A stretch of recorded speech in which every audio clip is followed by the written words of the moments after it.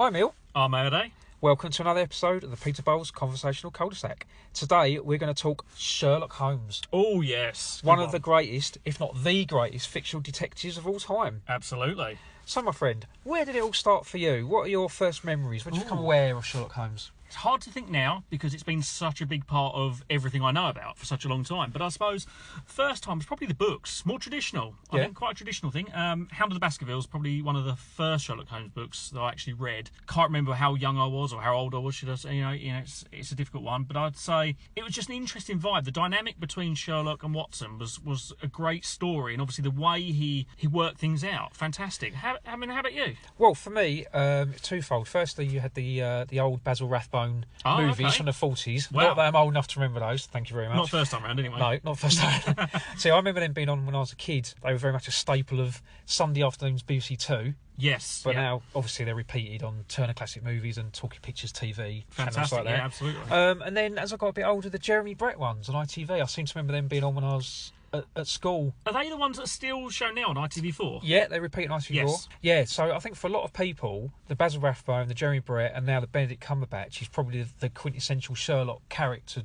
like actors playing characters now. Yeah. I think you're right. I mean, I know we're going to speak about more in depth later, but I know Sherlock is the modern interpretation of it, and there are various other offshoots. Again, we'll discuss those in a bit. Yeah. Elementary, my dear Watson. I mean, I've just made a very short list here of some of the double acts that have portrayed Holmes and Watson, because we can't forget Watson as well. No, what have you got? So we've got Basil Rathbone and Nigel Bruce. Know about that one. Yep. Jeremy Brett with David Burke, later replaced by Edward Hardwicke. I was going to say, yeah, it wasn't. There was two different Watsons, wasn't there, in those series? Yeah, David Burke for a couple of years, and then Edward Hardwicke. Obviously, Benedict Cumberbatch, Martin Freeman. Yep. Robert Downey Jr. and Jude Law in the Guy Ritchie movies. Yeah, not bad films, I have to say. It's, two of them, wasn't there? Two films. movies so far. Yeah. I quite like them. The steampunk ethic. Yep. Quite comedic in a way as well, but sort of staying true to the character. Yep, absolutely. Yeah. Richard Roxburgh with Ian Hart, and then later Rupert Everett and Ian Hart. Yes. Peter Cushing and Andre Morel in the old Hammer ones. Wow, good shout. Yeah, almost forgot about those ones. Yeah, the Hammer with the very fake red blood paint. Again, typical Hammer, almost camped up to a certain extent, but it worked. Yeah. Roger Moore and Patrick Macnee, old Steed from the Avengers. Oh, now you know this is a tough one for me to accept. You know, this is only something that I watched for the very first time recently, and you know I struggle to accept this one. What, Sherlock Holmes in New York? It's a classic. It's certainly something. All right, we'll leave it there, I think. Okay, we'll go from that. Peter Cook and Dudley Moore. Yes, I think that was a Hound of the Baskervilles one. I think you're right. Yeah. And I think that was one with was it Kenneth Williams playing Lord Baskerville? I believe. Good grief! What, in a straight or comedic role? Very much comedic. Okay. Very much fit in with the general theme there, I think. What else you got? John Neville, who I know from the Terry Gilliam film The Adventures of Baron Munchausen. Okay, I don't know that one. With Donald Houston playing Watson. Okay. Michael York and John Rhys-Davies, better known probably to everyone as Salah from the Indiana Jones films. Yes. That's in Tom and Jerry Meet Sherlock Holmes, which I've watched many times with my kids. Wow. I don't think I've ever even heard of it, I'll be honest with you on that one. Malcolm McDowell was Moriarty. Wow, okay. That's a big name. Yeah, for a Tom and Jerry cartoon. Absolutely. Yeah. Peter O'Toole with Earl Cross.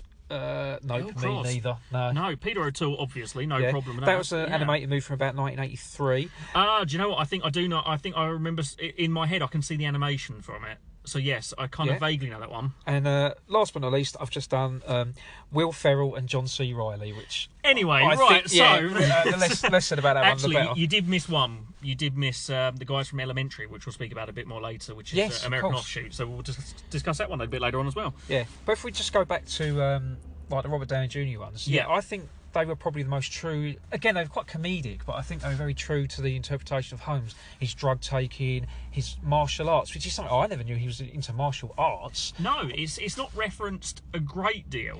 No, I mean, I've never seen Basil Rathbone doing a roundhouse on anyone. But I think that again fits into that thing of they take elements from the Arthur Conan Doyle books that kind of fit the time and the moment of when they're filmed. Yeah, because there's also, I can't remember who plays Holmes and Watson. Bad research, guys. But the film was called The 7% Solution, which is obviously named after his opium or heroin solution was 7%.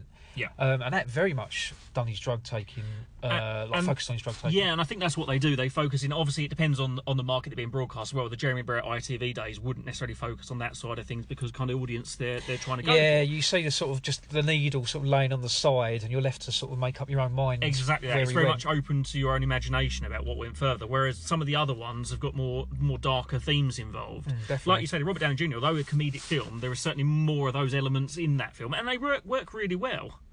The name's Sherlock Holmes and the address is 221B Baker Street. So some of obviously his other traits that are involved, the violin. Violin, yeah. Always a classic one. Whether he can play it, can't play it, it's, depending on the film. There are some comedy films where he can't really play it, but it's there. It's always an element of his character. Yeah. The Deerstalker hat. The Deerstalker, which I know isn't strictly in every single version. No. Again, something we'll touch upon later, I'm sure. But it is a quintessential, when you think of Holmes, that is one of the things you think of, is the Deerstalker. Yeah, much like you think of his pipe. When he's in profile, he's got the old pipe. Yeah. That sort of weird curly pipe. The pipe with the very sort of elongated, kind of an S shape about it. That's one thing that's often referenced of being him. And of course, the iconic address, 221 Baker Street, London. 221B Baker Street, 221B, yeah, absolutely, yeah. I never quite worked out apartment, flat, what it was. But no, great address. I mean, it's become sort of gone down in mythical lore. I think it's just one of those addresses that everyone wants to find. Yeah, I think there's a museum in London you can go to as well, the 221B Baker Street Museum. But yeah, you're right. It's like a 3-storey, like a maisonette, and Mrs. Hudson lives on the ground floor. Cost a fortune. Yeah, wouldn't it? Cost a fortune. I wonder now. what the council tax is for that. Yeah, but not only that, there is obviously another iconic thing which we haven't mentioned, which is silly as it sounds. It's the magnifying glass. The magnifying glass, of course. You can't. His tools of the trade. Yeah, absolutely. It has it everywhere with him. It's something that he uses a lot. Amazing. It must be incredibly magnified to pick up half the things that it picks up. God, yeah, certainly. On that carpet, rummaging through all the fibres. Yeah, absolutely. It picks up everything. Some of the other characters, as well as Sherlock and obviously Watson, there are the Baker Street Irregulars, often featured in whatever context that is. Normally it's a group of younger urchins, if you like, who are involved in finding out information from him from the streets. Yeah, you've got Inspector Lestrade, and depending on which version you watch, he's either quite a good, serious copper, or he's a bumbling buffoon. You often find he's the kind of opposing or the opposite of Holmes, I always find, in his nature. He doesn't always believe that Holmes fits in with his investigatory nature. Yeah, and he seems to get frustrated that all his men under him adore and worship Holmes, but not him. Absolutely. Mrs. Hudson, another regular character, housekeeper, come landlord, landlady, whatever you want to reference her as, depending again on the interpretation on it. But she's always a central character, and there for some kind of effect, whether it is comedic or whether it is a kind of serious, down to earth kind of natured character, she's there. Yeah, Irene Adler, the woman, as his sort of love interest, sort of. Yeah, that's always an interesting one. Again, I want to reference something later on with one of the offshoot programmes and how they've utilised that character. But again, yeah, absolutely, she tends to be there in some kind of role or another. Offshoots, this comes out. You've got, two spring to mind. You've got Elementary, Johnny Lee Miller. Johnny Lee Miller and, apologies, I can't remember the Lucy Liu. Lucy Liu, yeah. Interesting dynamic, and it's something that I really enjoyed. Now, if you know me, which I know you do, I'm not necessarily one for Americanised versions of British programmes. Yeah. But this kind of one, which I know, it's wrong to say it's an Americanised version of a British programme because it's not a takeoff of Sherlock, which we'll get to. No. It just happens to be another contemporary-based Sherlock Holmes and Joan Watson in this instance. That's how it works, and that works really well, I think. But it's a really good dynamic, and the programme itself is really well filmed and written, especially. And again, it kind of does what Sherlock does, is it takes the Holmes and Watson dynamic into a modern era. Modern setting, isn't it? And I think one thing that works for me in this particular instance with Elementary is that John Lee Miller is playing a British Sherlock Holmes. He's not playing an American character. Yeah. So Sherlock Holmes is a British character who happens to live in New York, and it's obviously evolves around that. And Lestrade is only mentioned once or twice in this particular one, but he is a British detective who actually features in one or two of the episodes. So admittedly, the Lestrade characters are a very, very small part of this. Yeah. But you have got the other characters. And we mentioned it earlier about Irene Adler, or episode, should I say. She's mentioned in a few different kind of series, if you like, of this, or seasons, as Americans call them.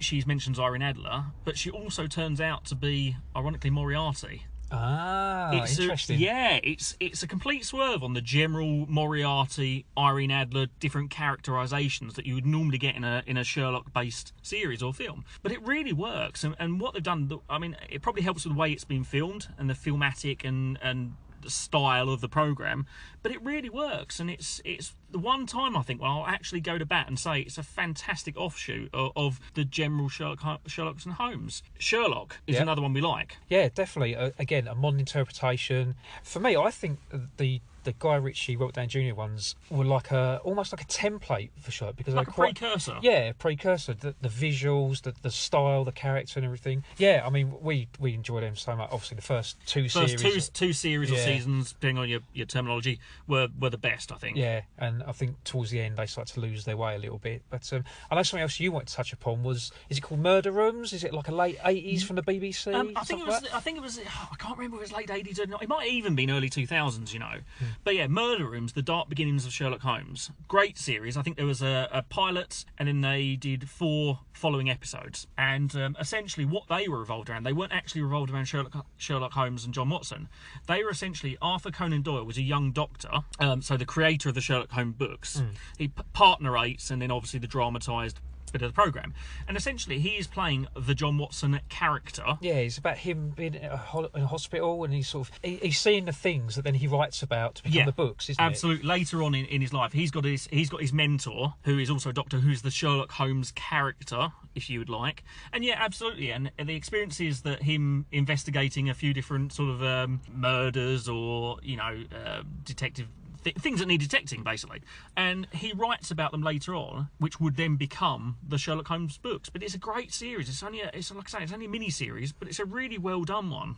But I suppose we should really talk about there's a pair that I left out on purpose, because we can go back to, because it is obviously one of our favourite movies of all time. Absolutely. We've got Sir Maurice, Michael Caine. Yeah. As Sherlock Holmes. Well, not Sherlock Holmes, but he's Sherlock Holmes. You would think it was Sherlock Holmes. And Ben Kingsley as Dr. Watson in the great 1989 movie Without a Clue. Yeah, absolutely. Fantastic casting. Those two, big names, especially at the time. They were huge names. But we absolutely adore this movie. And the premise is just great, that Holmes isn't really Holmes. He's an out-of-work actor that Watson hires to pretend to be Sherlock Holmes in order to sell his stories. John Watson is John Watson's the real brains behind the crime outfit. doctor. The crime doctor. Again, a reference from the film. You'll know, if you've seen it, you'll know exactly what that means. If you haven't seen it, then get out and get a copy now. It is genuinely worth that watch. It's something that I must admit I've seen loads. Yeah. I've seen it so many times. It's full of British actors that you'll recognise. It's got Lisa Anthony, it's got Nigel Davenport, it's got Gregor Fisher, better known as Ravsey Nesbitt. Yes, which I've seen the film so many times, but I did not put the actor playing that role. I didn't put Gregor Fisher, as in Ravsey Nesbitt, as that particular police officer in that. It's a small part of the film, but I didn't even put that 2 and 2 together. Yeah. But some of it's got slapstick, it's got one-liners, the comedy flows. Wow. For us, as you can probably tell, it's one of our favourite movies. So I implore you, if you haven't seen it, I think it's probably on YouTube now, but you can probably get a copy off eBay for 99p or something.